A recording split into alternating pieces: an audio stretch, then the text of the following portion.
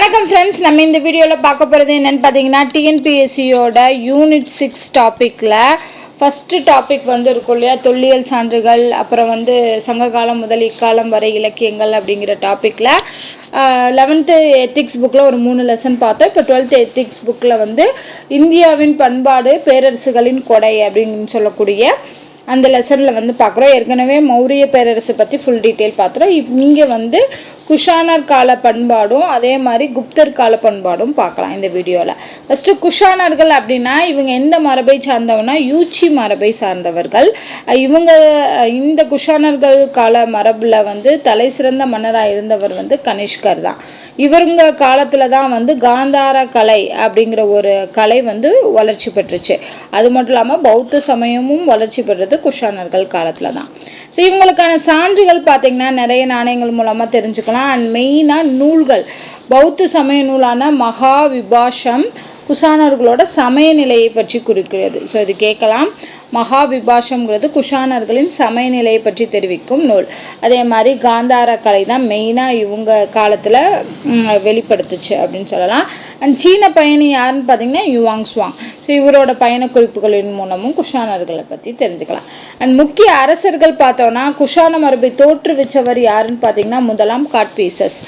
அடுத்து புகழ்பெற்ற மன்னர்னா கனிஷ்கர். கடைசி மன்னர் வந்து வாசுதேவர். இது மூணையும் ஞாபகம் வச்சுக்கோங்க. இவங்களோட ஆட்சி முறை. ஸோ இவங்களோட ஆட்சி முறை பார்த்தீங்கன்னா ஃபர்ஸ்ட் அரசர்களுக்கு வந்து நிறைய விருது பெயர்கள்லாம் வச்சுருக்காங்க. அது என்னன்னு பார்த்தீங்கன்னா மகேஸ்வரன், தேவபுத்திரன் என்று அழைக்கப்பட்டிருக்காங்க. அதுக்கப்புறம் இவங்க அரசருக்கு பின்னாடி வரக்கூடிய மூத்த மகன் அரசனானா அவருக்கு வந்து பிறங்கடைன்னு சொல்லக்கூடிய உரிமை வழங்கப்பட, அதாவது வாரிசுங்கிற உரிமை வழங்கப்பட்டிருக்கு.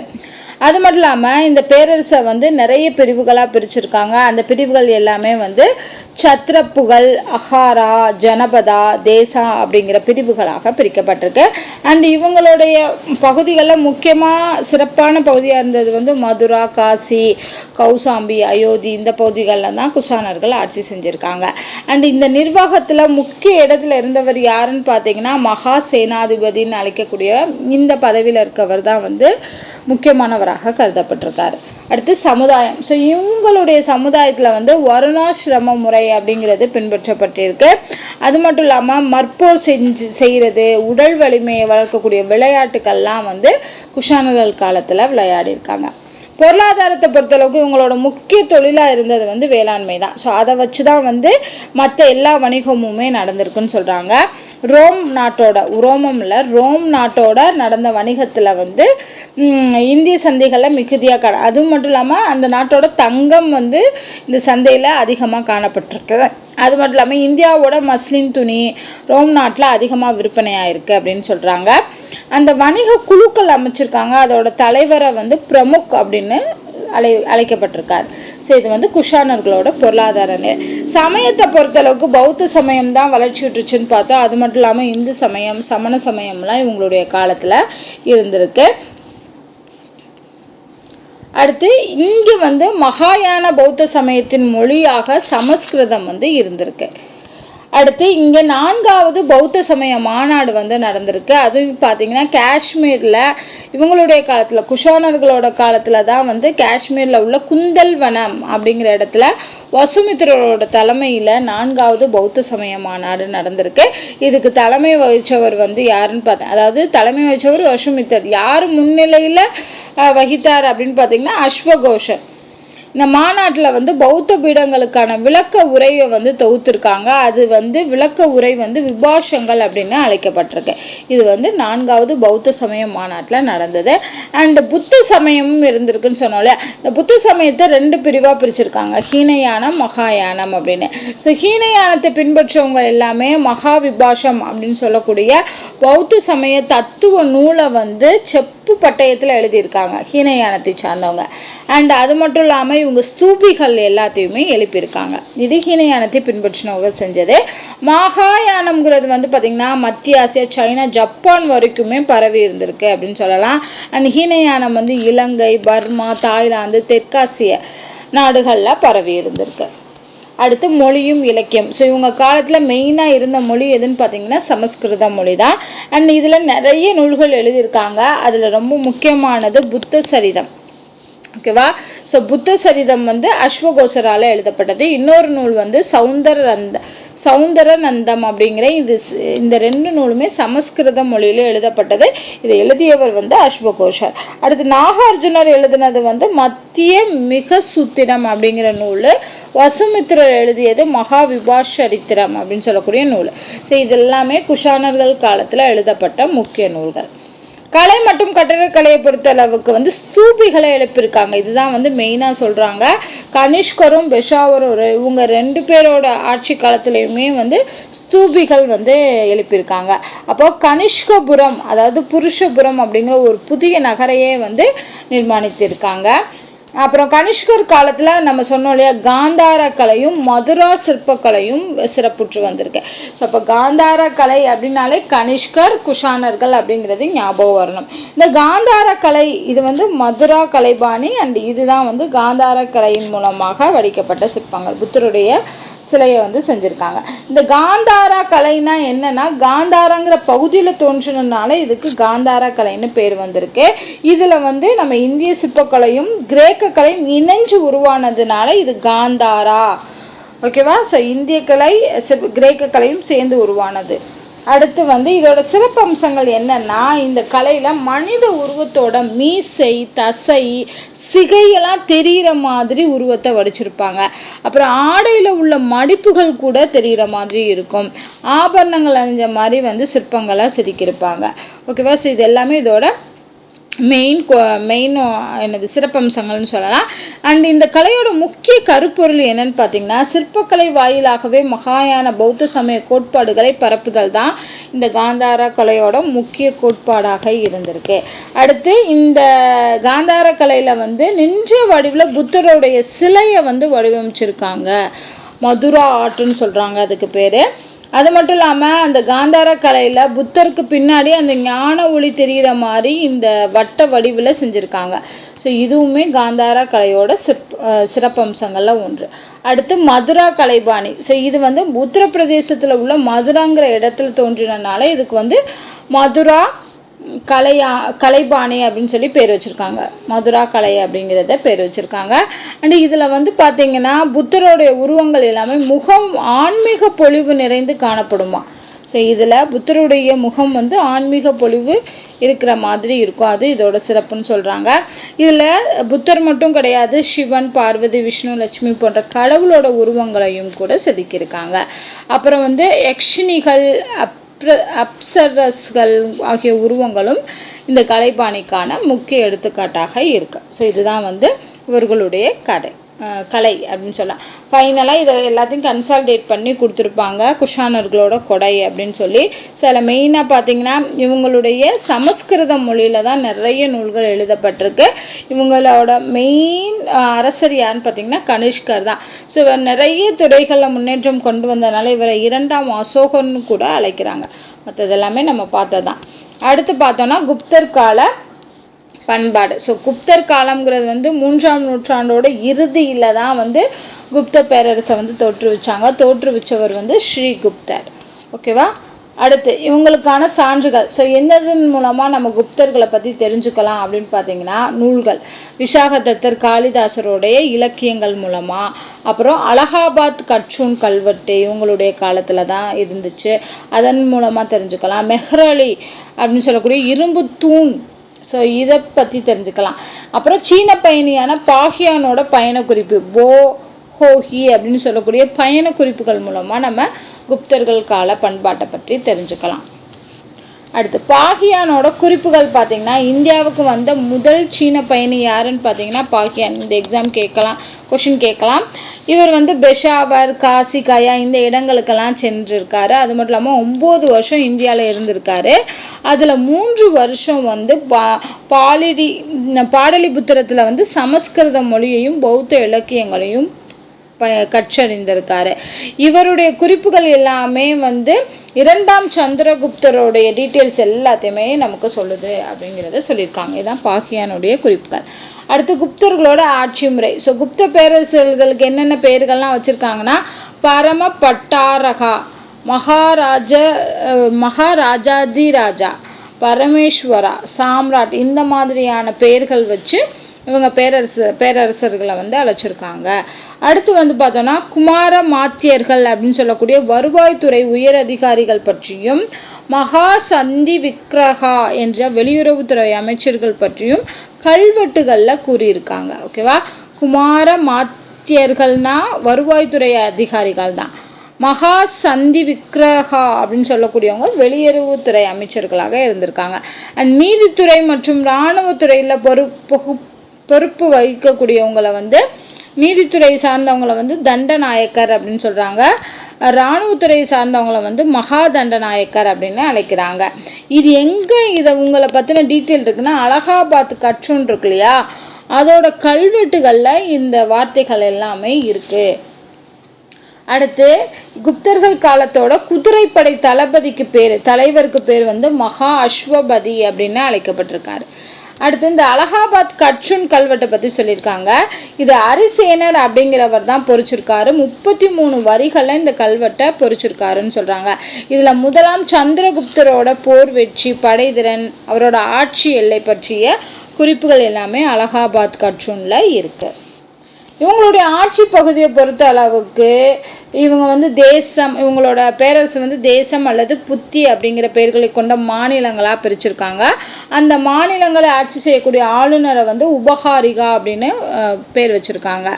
அந்த உபகாரிகா வந்து மற்ற தலைவரை நியமிப்பாராம். அப்புறம் வந்து இவர் என்ன பண்ணுவார், அந்த உபகாரிகா வந்து மாநில நிர்வாகத்தோட யானைப்படை, குதிரைப்படை வீரர்களையும் படைத்துறை நிர்வாகத்தையும் மாநில அளவில் நிர்வகிப்பார். ஸோ உபாரிகாங்கிறது மாநில அளவில் நிர்வகிக்கக்கூடிய அலுவலர். அடுத்து லோகபாலா அப்படிங்கிற அலுவலரை பற்றி ஈரன் என்ற கல்வெட்டு செய்தி குறிப்பிடுகிறது. ஸோ ஈரன்கிற கல்வெட்டு செய்தியில யாரை பத்தின குறிப்புகள் இருக்குன்னா லோகபாலா அப்படிங்கிற அலுவலர். அடுத்து இந்த மாநிலங்களை விஷயம் அப்படின்னு சொல்லக்கூடிய மாவட்டங்களா பிரிச்சிருக்காங்க. அதை ஆட்சி செய்யக்கூடியவங்க வந்து விஷயபதிகள் என்று அழைக்கப்பட்டிருக்காங்க. இவங்க எல்லாத்தையும் நியமிப்பது வந்து மாநில ஆளுநர் தான். அடுத்து மாவட்டத்தை இன்னும் ஆட்சி பிரிவா பிரிச்சிருக்காங்க. எப்படின்னா பூமி, பதாகா, பீடா அப்படின்னு சொல்லி பிரிச்சிருக்காங்க. இதுக்கான அதிகாரிகள் வந்து ஆயுக்தகா, மகதரா அப்படின்னு சொல்லக்கூடிய அதிகாரிகள் வந்து இருக்காங்க. இந்த மகதராக்கு கீழே 8 உறுப்பினர்களை கொண்ட குழு வந்து செயல்பட்டிருக்கு. அடுத்து வந்து பார்த்தோன்னா இரண்டாம் சந்திரகுப்தரோட காலத்துல வந்து பஞ்ச மண்டலின்னு சொல்லக்கூடிய குழுமத்தை பற்றிய குறிப்புகள் இருக்கு அப்படிங்கிறத சாஞ்சி கல்வெட்டுல வந்து காணப்படுது. ஸோ சாஞ்சி கல்வெட்டுல யாரை பத்தின குறிப்புகள் இருக்கு, பஞ்ச மண்டலிங்கிற குழுமத்தை பற்றிய குறிப்புகள் இருக்கு. அடுத்து மெயினா பார்த்தோம்னா உங்களுடைய படை நிர்வாகம். ஸோ இவங்க காலத்துல காலாட்படை, குதிரைப்படை, தேர்ப்படை, யானைப்படைன்னு சொல்லி 4 வகையான படைகளையுமே வச்சிருக்காங்க. காலாட்படையோட தலைவருக்கு பேர் வந்து பாலாதி கிருதியா அப்படின்னு அழைக்கப்பட்டாங்க. குதிரைப்படையோட தலைவர் சேனாதிபதி. இராணுவ கிடங்குகளோட தலைமை அலுவலகம் வந்து ரணபந்தகா அப்படின்னு அழைக்கப்பட்டிருக்கு.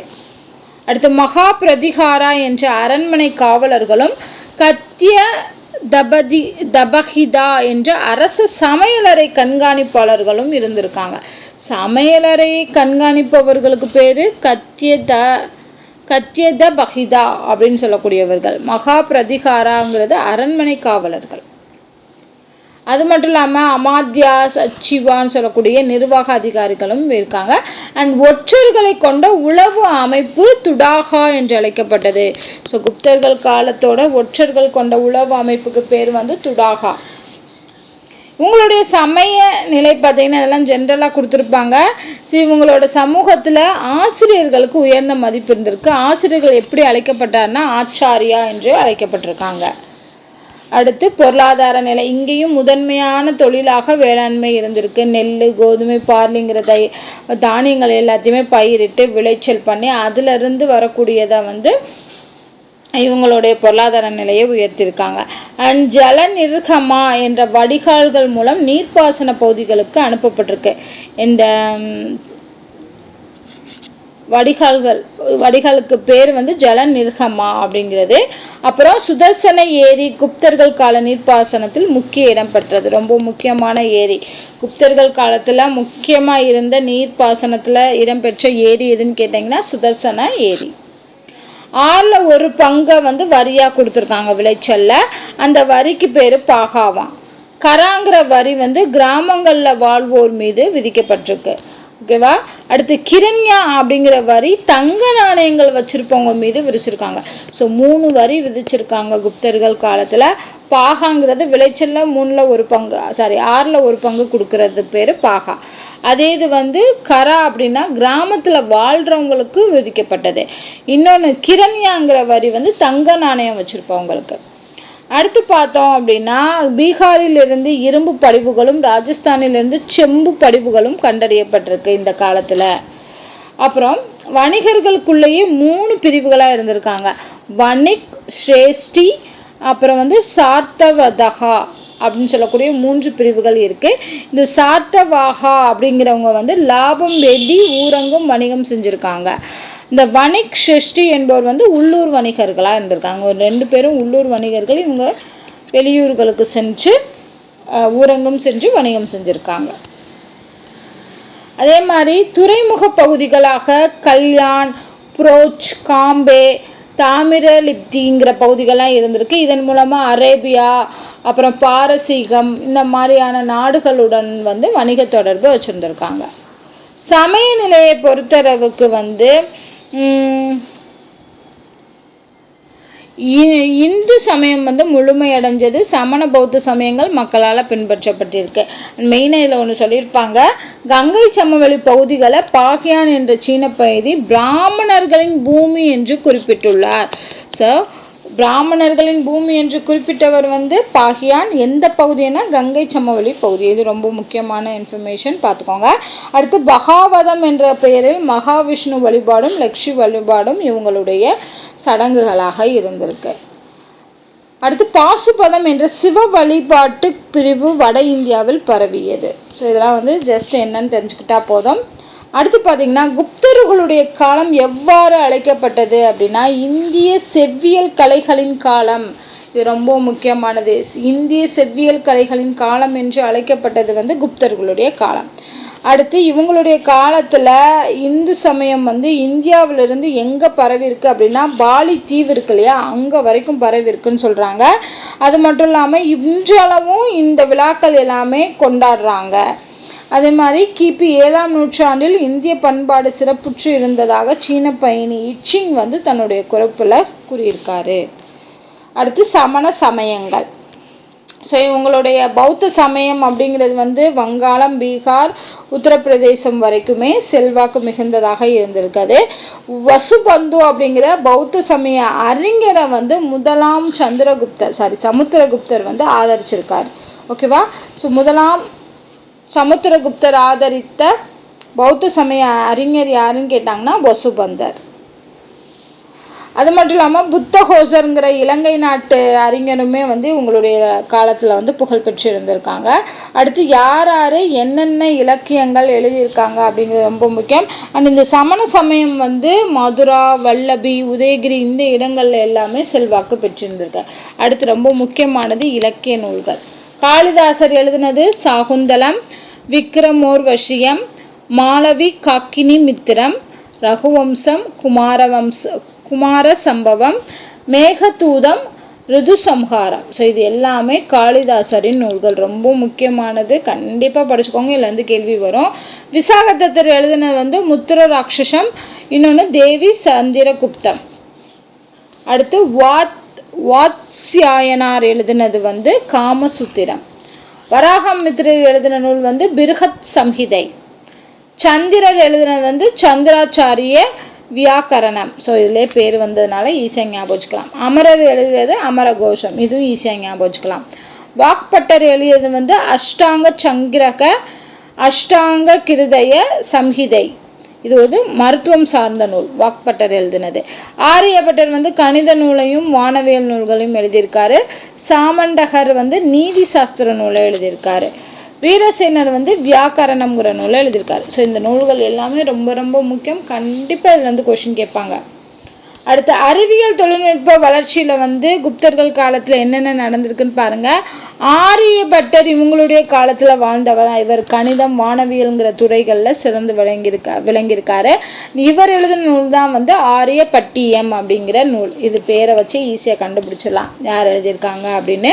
இவர் என்ன கண்டுபிடிச்சிருக்காருன்னா 1 முதல் 9 வரையிலான எண்ணுக்கு முன்னும் பின்னும் 0 சேர்த்து எழுதுறது. அதாவது 01 10 02 20 எழுதுறோம் இல்லையா, இந்த மாதிரி எழுதக்கூடிய முறையை கண்டுபிடிச்சவர் வந்து ஆரியபட்டர் தான். மேக்ஸை பொறுத்தளவுக்கு இயற்கணிதம் அல்ஜிப்ரா வர்க்க மூலத்தெல்லாம் இவர் தான் கண்டுபிடிச்சிருக்காரு. பூமி வந்து சூரியனை வலம் வருது, கோள்களோட சுழற்சி, இதை பத்தியும் ஆரியபட்டர் வந்து குறிப்பிட்டிருக்காரு அப்படின்னு சொல்றாங்க. அடுத்து மெஹ்ரோலி இரும்புத்தூண். ஸோ மெஹ்ரோலி இரும்புத்தூண் அப்படிங்கிறது குப்தர்களுடைய ஒரு முக்கியமான சான்றுன்னு சொல்லலாம். குப்தர்கள் காலத்துல எழுப்பப்பட்ட மெஹ்ரோலி இரும்புத்தூண் வந்து இன்றளவுமே எந்த ஒரு பிரச்சனையும் இல்லாம துருப்பிடிக்காம இருக்கு. இதுக்கு காரணம் என்னன்னு பாத்தீங்கன்னா குப்தர்களோட உலோகக்கலை. அவங்க எந்த அளவுக்கு அந்த உலோகங்களை அவங்க செஞ்சிருக்காங்க அப்படிங்கிறத பொறுத்துதான் இன்றளவுக்கும் அது நிலைத்து நிக்குது. அடுத்து குப்தர்கள் காலத்துல வாழ்ந்த மற்றொரு அறிவியல் மேதை வந்து வராகமிகிரர். ஸோ வராகமிகிரர் எழுதின நூல் எதுன்னு பார்த்தீங்கன்னா பிருஹத் சம்ஹிதை அப்படிங்கிற நூல். இது விண்வெளி, கோள், தாவரம், நிலம் அமைப்பு எல்லாத்தையும் பற்றியுமே இந்த நூலில் எழுதியிருப்பாரு. அடுத்து அஸ்வசாஸ்திரத்துல வந்து கால்நடைகளுக்கு என்னென்ன நோய்கள் வருது, அதை எப்படி சிகிச்சை கொள்ளலாம் அப்படிங்கிற முறைகளையும் வந்து அஸ்வசாஸ்திரத்துல எழுதியிருக்காங்க. அப்புறம் சரகருங்கிறவர் வந்து புகழ்பெற்ற மருத்துவரா குப்தர் காலத்துல இருந்திருக்காரு. இவர் வந்து சரக சம்ஹிதாங்கிற மருத்துவ நூலை எழுதியிருக்காரு. தன்வந்திரி அப்படிங்கிறவர் வந்து ஆயுர்வேத மருத்துவ மேதை. இவரும் வந்து குப்தர்கள் காலத்தில் வாழ்ந்தவர் தான். அடுத்து பார்த்தீங்கன்னா இவங்களுடைய கட்டடக்கலையில 5 வகையான சிறப்பம்சம் இருக்கு. 1 தட்டையான கூரை கொண்ட சதுர கோயில்களை அமைச்சிருக்காங்க குப்தர்கள். அடுத்து வந்து பார்த்தோம்னா விமானத்துடன் கூடிய கோயிலாக இருக்கும். 2ஆம் மாடியில விமானத்துடன் கூடியதா இருக்கும். வளைகோட்டு கோபுரம் கொண்ட கோயிலா இருக்கும். சிகரம் கொண்டது. செவ்வக வடிவிலான கோயில், அப்புறம் வட்ட வடிவிலான கோயில்கள். இந்த 5 வகையுமே குப்தர்கள் காலத்துல தோன்றியதுதான். அடுத்து தியோகருங்கிற இடத்துல பஞ்சாயதன முறையில் மகாவிஷ்ணுவோட 10 அவதாரங்களை மையப்படுத்தி தசாவதார கோயிலை வந்து கட்டியிருக்காங்க. அது கட்டப்பட்டது வந்து தியோகர் அப்படிங்கிற இடத்துல. அப்புறம் ஜபல்பூர் பக்கத்துல உள்ள திகாவாங்கிற இடத்துலயுமே மகாவிஷ்ணுவுக்கு கோயில் கட்டியிருக்காங்க. 4 வகை மண்டபங்கள் இடம்பெற்றிருக்கிறது வந்து குப்தர்கள் காலத்துல தான் அப்படிங்கிறதையும் சொல்றாங்க. பெரும்பாலான கோயில்கள் வந்து ஹூனர்களோட படையெடுப்புல அழிஞ்சிருச்சு, இடிக்கப்பட்டிருக்கு அப்படின்னு சொல்றாங்க. அப்புறம் ராஜகிரகம், சாரநாத் போன்ற இடத்துல எல்லாம் வந்து பௌத்த ஸ்தூபிகளா அமைச்சிருக்காங்க. சிற்பக்கலை குப்தர்கள் காலத்துல பொறுத்தளவுக்கு சிற்பக்கலையிலுமே சிறந்து விளங்கியிருக்காங்க. மெயினா வந்து பார்த்தோம்னா சாரநாத்துல நின்ற வடிவில் உள்ள புத்தருடைய சிலை வந்து இவங்களுடைய சிற்பக்கலைக்கு ஒரு எடுத்துக்காட்டு. அப்புறம் சாரநாத் கலைபாணி அப்படிங்கிறதையே வந்து அறிமுகப்படுத்தியிருக்காங்க. அது மட்டும் இல்லாம கனிஷ்கருடைய காலத்துல காந்தார கலை. இது வந்து இந்த சாரநாத் கலைபாணி அப்படிங்கிறது வந்து கனிஷ்கர் காலத்துல இருந்த காந்தார கலையை நினைவூட்டுது. அந்த அளவுக்கு இருக்கும் அப்படிங்கிற மாதிரி சொல்லியிருக்காங்க. அடுத்து பாத்தீங்கன்னா பிதாரிங்கிற இடத்துல வந்து ஸ்கந்தகுப்தரோட ஒற்றை கற்றூன் வந்து வடிவமைக்கப்பட்டிருக்கு. ஓகேவா? ஸோ இதுவும் முக்கியம். அது எந்த இடம்னு ஞாபகம் வச்சுக்கோங்க. அடுத்து ஓவியக்கலை. ஓவியக்கலையை பொறுத்த அளவுக்கு அஜந்தா பாக்குங்கிற குவாலியர் பக்கத்துல உள்ள ஒரு இடம். இந்த இடத்துல எல்லாத்துலயுமே இவங்களுடைய குப்தர்கள் கால ஓவியங்களை பார்க்கலாம். அஜந்தால வந்து 16, 17வது குகை ஓவியங்கள் வந்து புத்தரோட வாழ்க்கை வரலாற்றை கூறுது. ஸோ புத்தரின் வாழ்க்கை வரலாற்றை கூறக்கூடிய ஓவியங்கள் வந்து 16, 17வது குகை ஓவியங்கள் அஜந்தாவில் இருக்கு. அடுத்து இந்த அஜந்தா குகை ஓவியங்கள் எல்லாத்தையுமே பாரம்பரிய சின்னமா யுனெஸ்கோ வந்து அறிவிச்சது வந்து 1983. இது ரொம்ப முக்கியம், ஏற ஞாபகம் வச்சுக்கோங்க. அடுத்து இசைக்கலை. ஸோ குப்தர்கள் காலத்துல இசையும் நடனமுமே சிறப்பா இருந்திருக்கு. முதலாம் சமுத்திரகுப்தர் வந்து வீணை வாசிக்கிற மாதிரியான உருவங்கள் எல்லாத்தையுமே நாணயத்துல பொறிச்சிருக்காங்க. ஸோ இதன் மூலமா இவங்களுடைய இசைக்கலையை பத்தி நம்ம தெரிஞ்சுக்கலாம். ஸோ இது ரொம்ப முக்கியம். அடுத்து நடனக்கலை நார்மலாக தான் சொல்லியிருப்பாங்க. நாடகக்கலை நாடகங்கள் இயற்றியிருக்காங்கன்னு சொல்கிறாங்க. காளிதாசர் இயற்றிய நாடகங்கள் பார்த்திங்கன்னா சாகுந்தலம், ரகுவம்சம், குமார சம்பவம், மேகதூதம் இது எல்லாமே காளிதாசர் இயற்றிய நாடகங்கள். அது மட்டும் இல்லாமல் தேவி சந்திரகுப்தம், கௌமுகி மகாத்சவம்ங்கிற நாடகங்கள் எல்லாமே குப்தர்கள் காலத்தில் நடைபெற்றிருக்கு. இவ்வளோதான். இதுக்கப்புறம் கன்சால்டேட் பண்ணி சொல்லியிருப்பாங்க. குப்தர்களோட கொடை அப்படிங்கிறதுல காளிதாசரோட சாகுந்தலம், விக்ரமோர்வசியம், ரகுவம்சம், குமார சம்பவம், மேகதூதம் மற்றும் நிறைய இலக்கிய படைப்புகள் இவங்களுடைய காலத்தில் இருந்துச்சு. மெயினாக காளிதாசரை பற்றி சொல்லியிருப்பாங்க. ஏன்னா காளிதாசர் நிறைய ஏற்றிருப்பார். அடுத்து ஆரியபட்டருடைய கணித நூல், வானவியல் நூல்கள், வாக்பட்டருடைய அஷ்டாங்க சங்கிரகம் அதாவது மருத்துவம் சார்ந்த நூல், வராகமிகிரரோட பஞ்ச சித்தாந்தம் வானவியல் சார்ந்த நூல்கள், அப்புறம் சந்திரரின் சந்திராச்சாரிய வியாக்கரணம் இது இலக்கணம் சார்ந்த நூல்கள், அப்புறம் அமரரின் நிகண்டு இது எல்லாமே குப்தர்கள் காலத்துடைய இலக்கிய படைப்புகள். அவ்வளோதான் சொல்லியிருப்பாங்க. மற்றது எல்லாமே சொல்லிட்டு கடைசியில் குப்தர்கள் காலம் இந்தியாவோட செவ்வியல் கலைகளின் காலம் என்று அழைக்கப்படுகிறது அப்படின்னு சொல்லி முடிச்சிருப்பாங்க. ஸோ இதோட பார்த்தீங்கன்னா குப்தர்கள் காலம் முடிஞ்சு. அடுத்த வீடியோவில் சாளுக்கியர்கள் மற்ற பேரரசுகளுடைய பண்பாடுகள் பார்க்கலாம். ஸோ தொடர்ந்து பாருங்கள். இந்த மாதிரி வீடியோஸ் வேணும் அப்படின்னா கமெண்ட் பண்ணுங்கள். அண்ட் இதுக்கு முன்னாடி போட்ட வீடியோஸ் எல்லாமே பிளேலிஸ்ட்டில் இருக்குது, செக் பண்ணி பாருங்கள். நன்றி.